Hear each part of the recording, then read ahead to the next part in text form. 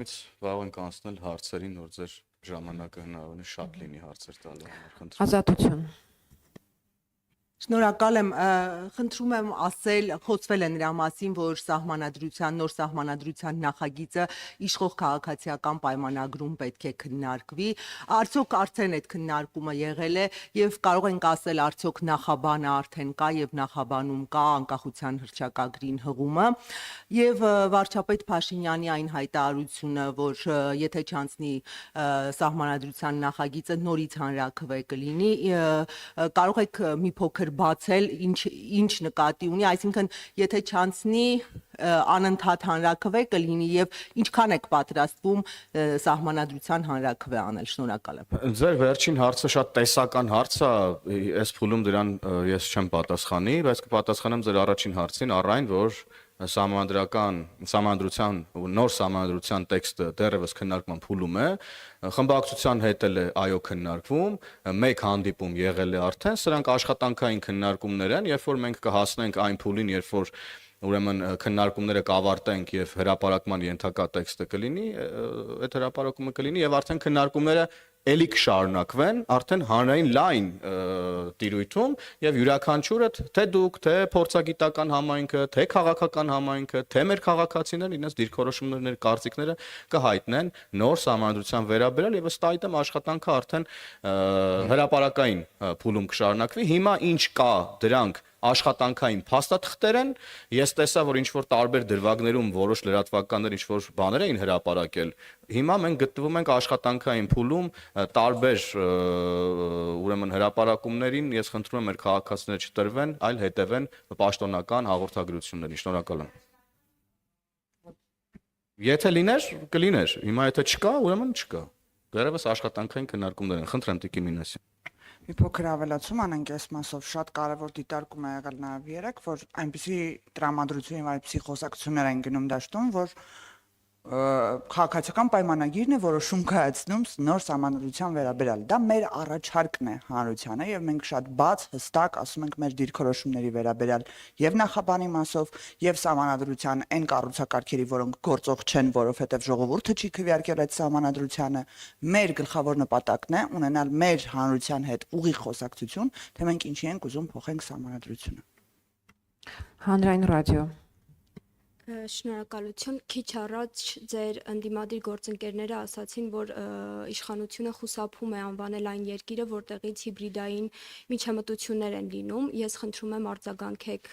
այս հայտարարությանը եւ իմ հարցը անհետ կորածների հարազատներին է վերաբերում, նրանք պահանջում են 44-օրյա պատերազմի մասին քննիչ զեկույցի հրապարակումը։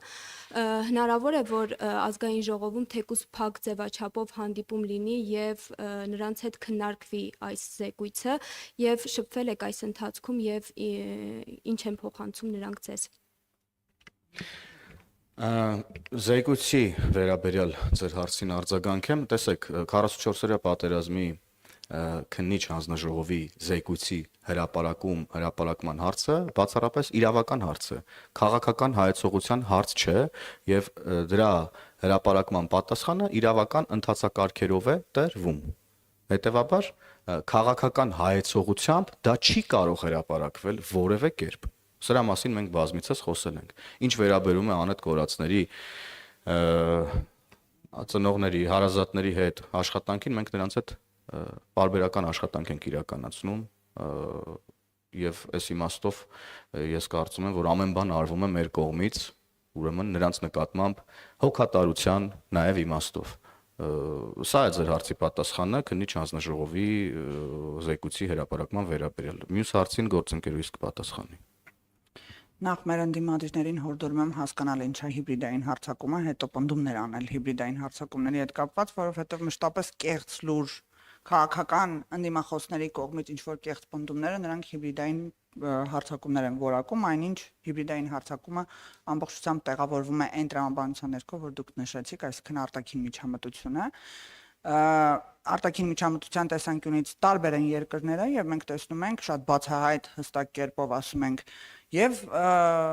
ռուսական եւ թուրքական եւ ադրբեջանական տարբեր մամուլներում մենք տեսնում ենք եթե կոնկրետ հիբրիդային հարձակումները fake news-ի մասովի նկատի ունեք, մենք տեսնում ենք հրապարակումներ, որոնց արձագանքում է վարչապետի մամուլի խոսնակը, 3 էլ է տեղի ունեցել նման հարձակում, գիտեք, հրապարակումները տարբեր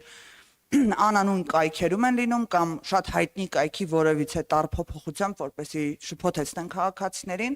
եւ այն տեղեկատվությունը, որը վերաբերվում է վարչապետի ընտանիքին, մեր կառավարող ուժի մասին ինչ որ անհեթեթ պնդումներին, մենք աշխատում ենք պրոակտիվ կերպով հերքել մինչեւ հայկական մեդիա դաշտը կլծվի դրանով եւ ես հորդորում եմ նաեւ լրատվականներին, որպեսզի հետևեն այն հերքումներին եւ շարունակեն տարածել այդ տեղեկատվությունը, որը արտաքին միջամտություն է մեր երկրի ներքին գործերին։ Շնորհակալություն։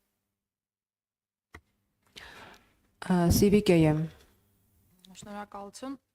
Իմ հարցը վերաբերում է երկրորդ նախագահ Ռոբերտ Քոչարյանի հայտարարությանը կապված խաղաղության հետ։ Պարոն Քոչարյանը իր վերջին ոդկասթում մասնավորապես հայտարարել է, թե ինձ համար պարզ է ինչու Նիկոլ Փաշինյանը չի ուզում խաղաղության երաշխիքներ։ Ինքն ուզում է այնպիսի խաղաղություն, որը կապվի միայն իր անվան հետ։ Իրականում մեզ պետք է խաղաղություն, որը կապված չէ որևէ մեկի հետ, այլ ունի երաշխավորներ։ Պարոն Հովհաննիսյան, խնդրում եմ բարձրաբանեք, Նիկոլ Փաշինյանն իսկապես ուզում է սեփականաշնորհել այն խաղաղությունը, որը հաստատված է Հայաստանում։ Բավականին բարդ է Հայաստանի երկրորդ նախագահի աթոռը զավթած անձնավորության դատարկաբանություններին արձագանքել նես իմաստով։ Ես նրան չեմ արձագանքի, հիմա ես խոսեմ այլ բանի մասին։ Հայաստանի Հանրապետությունը ունի խաղաղություն։ Եվ այդ խաղաղությունը մենք ամեն կերպ պետք է ամրացնենք եւ մեր ժողովրդի հետ տերենք կանգնելու այդ խաղաղությունը։ Խաղաղությունը Հայաստանի Հանրապետության ժողովրդինն է։ Հայաստանի Հանրապետության ժողովրդինն է այդ խաղաղությունը։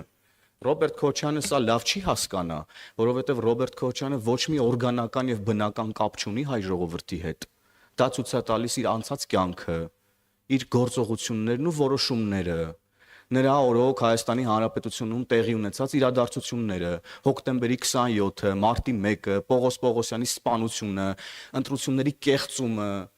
ժողովրդին ծեծելը փողոցներում ամեն ընտրական process-ից հետո Ռոբերտ Քոչյանը չի կարող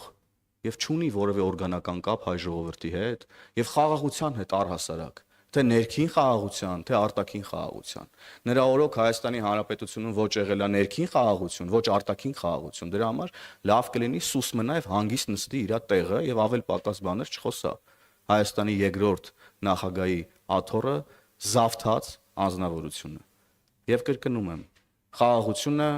Հայաստանի Հանրապետության ժողովրդինն է։ Խաղաղության հեղինակը Հայաստանի Հանրապետության ժողովուրդն է եւ Հայաստանի Հանրապետության ժողովուրդը տերականգնելու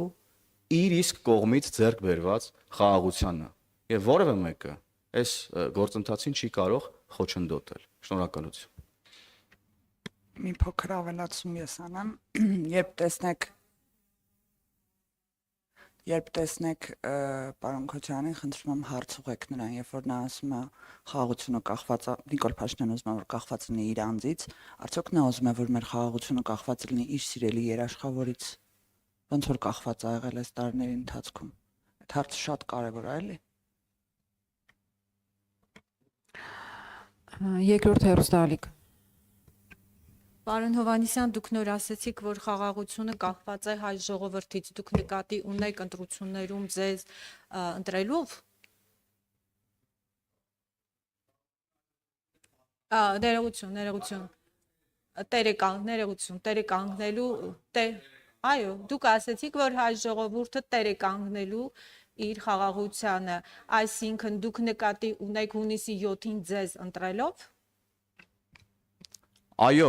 միանշանակ, այո, հունիսի 7-ին Հայաստանի Հանրապետության քաղաքացին ընտրելով քաղաքացիական պայմանագիր կուսակցությանը տեր է կանգնելու խաղաղությանը, ազատությանը եւ ժողովրդավարությանը Հայաստանի Հանրապետություն։ Սա միանշանակ է եւ սա չի քննարկվում, որովհետեւ մնացած բոլոր ուժերի քիչ թե շատ հաջողության դեպքում ուրեմն Հայաստանի Հանրապետությունը կրկին կանգնելու է նույն